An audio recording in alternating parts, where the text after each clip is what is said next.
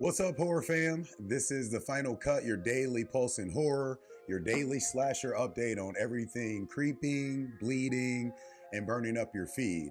I'm your host, Travis, and today's show feels like it was written by Death himself. Let's dive in.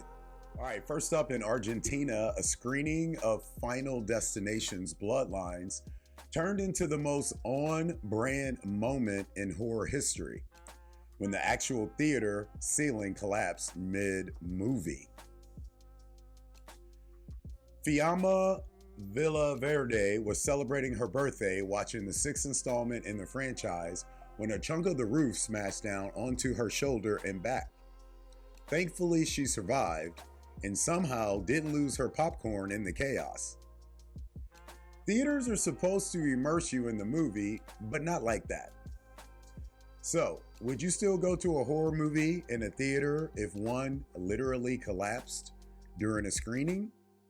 Or is this a hard no?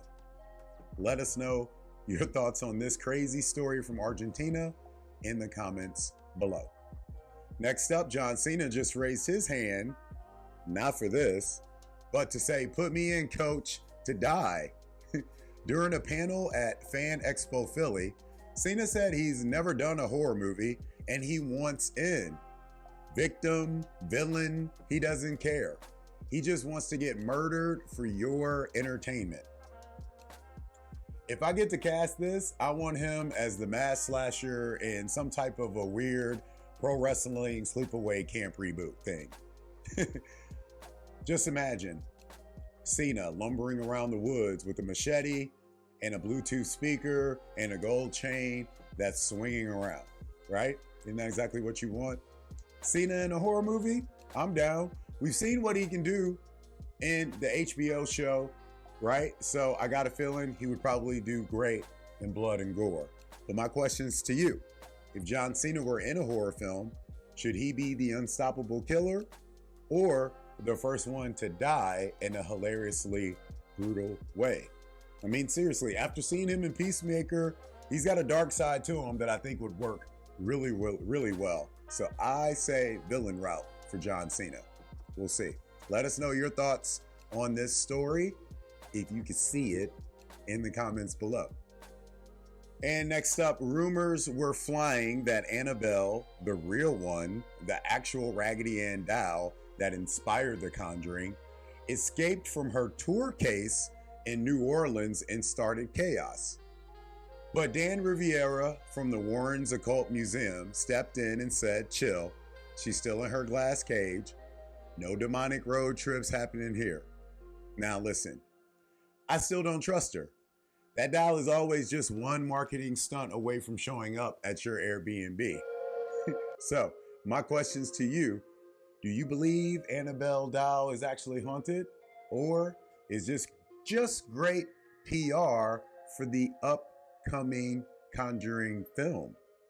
Let us know what your take is in the comments below. Today's take, let's talk about it.